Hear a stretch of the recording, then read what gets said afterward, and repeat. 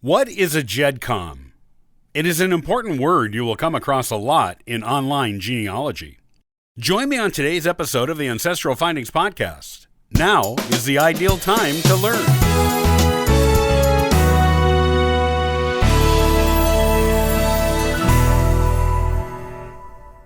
When you begin your genealogy research, you will probably be using a family tree software program and using genealogy websites.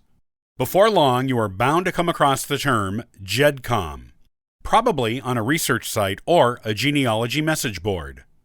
People in the genealogy field refer to GEDCOMs a lot, both in a hobbyist and professional way. You will likely wonder what this is and if it is something you should be using. Here is everything you need to know about GEDCOMs.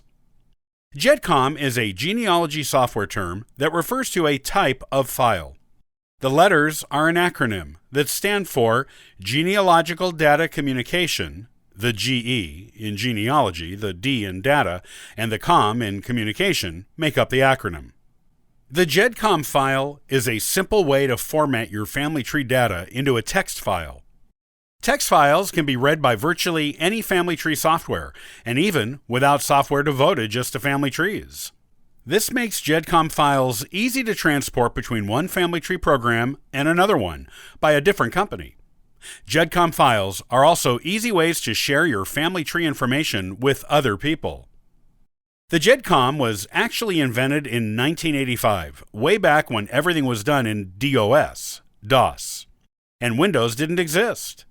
It was invented by the Jesus Christ Church of Latter-day Saints, also known as the Mormons, in their family history department.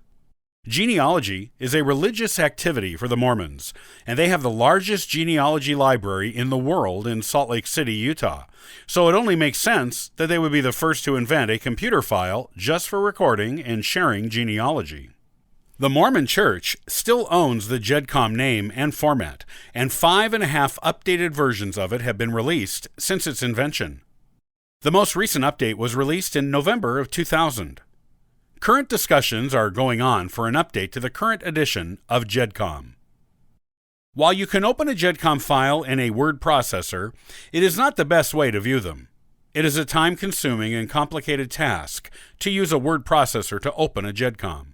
Rather than lose patience with the process, it is much easier to use a family tree software program or a program made especially for viewing GEDCOMs.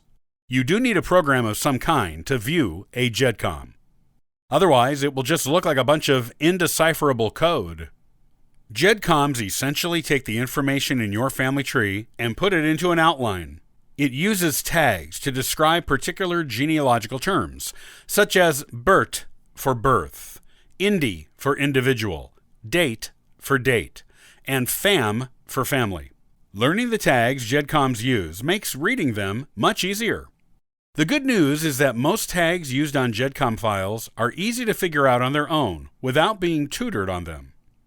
Each record in a GEDCOM file has a level number assigned to it. Records are also organized into groups of information about one individual or one family. Each record in a group has its own line, and each line has its own record number.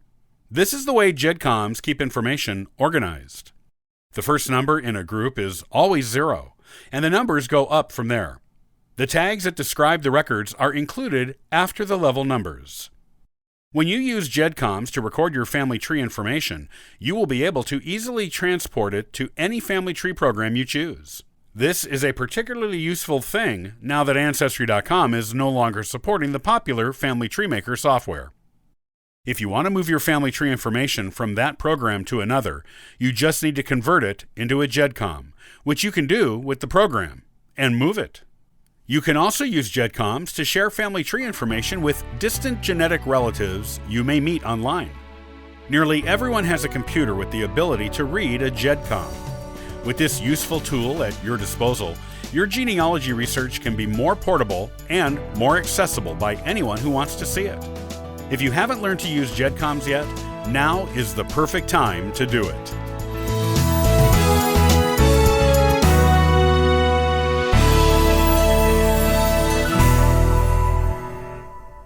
Have you ever played with Lincoln logs? Did you ever wonder about their history? It is a long and fascinating one.